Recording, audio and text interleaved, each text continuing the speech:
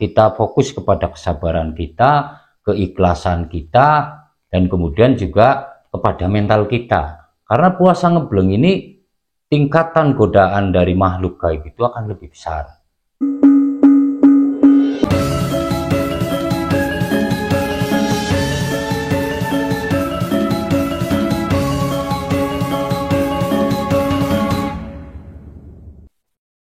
Mbah, Ya, banyak dari pemirsa yang menanyakan tata cara tentang puasa ngebleng dan doa niatnya. Monggo diwedhar, Mbah. ya.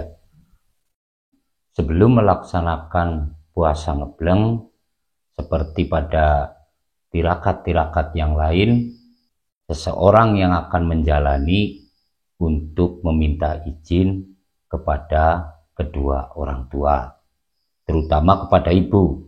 Ini sangat penting agar kita mendapatkan doa restu mereka yang kemudian akan menjadikan energi yang positif untuk kita atau siapapun yang akan menjalankan tirakat seperti tirakat ngebleng ini. Ketika seseorang yang akan menjalankan puasa ngebleng, orang tuanya sudah meninggal dunia, maka hendaklah untuk bersyarah, untuk mendoakan mereka, lalu kemudian kita meminta izin, meminta doa restu. Ini sangat penting, harus diperhatikan. Terkadang orang mengabaikan ini. Lalu kemudian yang kedua, kita mencari hari yang baik. Tergantung dari apa hajat kita. Misalnya tujuan puasa ngebleng kita untuk tujuan seperti bisnis, usaha, dagang dan sebagainya, maka kita memilih hari pada hari Selasa Kliwon. Kemudian kalau untuk kasih sayang atau welas asih, soal percintaan, soal rumah tangga, dan yang berkaitan dengan ini, kita memilih hari, yaitu hari Rebopon. Rebopon Uniswage Jemak Kliwon. Ini untuk yang punya hajat yang berkaitan dengan kasih sayang atau welas asih. Lalu yang ketiga, hendaklah kita mencari guru pendamping. Tujuannya apa? Agar kita tidak melakukan kesalahan-kesalahan. Karena puasa ngebleng ini masuk dalam kategori tirakat yang ekstrim. Ini memiliki khasiat yang luar biasa, juga memiliki resiko yang luar biasa. Maka ini penting sekali, Mbak, untuk kita perhatikan untuk seseorang yang akan menjalani tirakat puasa ngebleng ini harus memahami ini. Lalu yang keempat, kita juga perlu menentukan tempat. Menentukan tempat di mana kita akan melaksanakan puasa ngebleng ini. Ini juga tidak kalah penting, karena kekuatan doa itu ada di dua perkara, Mbak, di dua hal.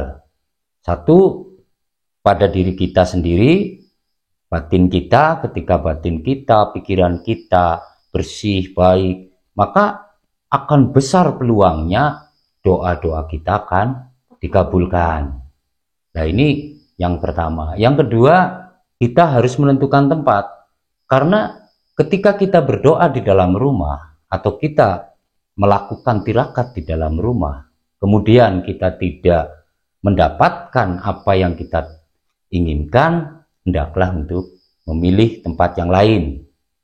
Nah, ini sesuai dengan yang dilakukan oleh orang-orang terdahulu kita.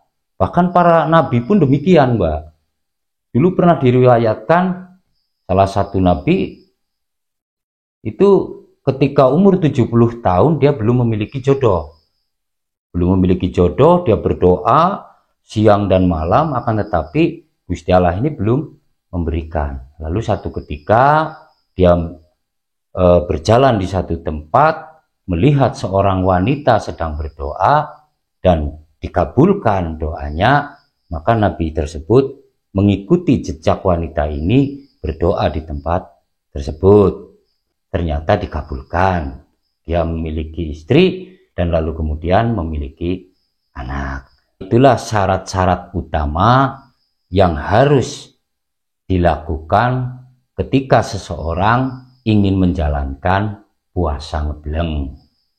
Itu begitu, Mbak. Lalu kemudian untuk doa atau mantra niatnya itu hampir sama dengan puasa ngapiketon. Video yang lalu sudah saya bedar. Misalnya kita 3 hari 3 malam. Kalau 7 hari 7 malam kita sebutkan Bismillahirrahmanirrahim. Niat ingsun puasa ngebleng telung dina telung bengi, tanpa mangan tanpa nginum, tipati mangan tipati nginum yen durung kasembadan kasedia ingsun. Hampir sama, Mbak, hanya perbedaannya di nama puasa yang kita jalani. Nah, ini kira-kira begitu.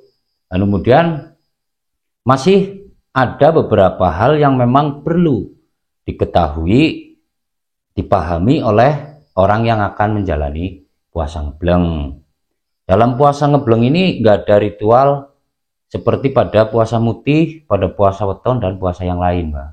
Jadi kita fokus kepada puasa kita fokus kepada kesabaran kita, keikhlasan kita, dan kemudian juga kepada mental kita. Karena puasa ngebleng ini tingkatan godaan dari makhluk gaib itu akan lebih besar dibandingkan puasa-puasa yang lain. Karena puasa ngebleng ini masuk dalam kategori puasa yang ekstrim. Ketika seseorang menjalani puasa ngebleng, maka alam gaib itu akan merasakan hawa yang panas.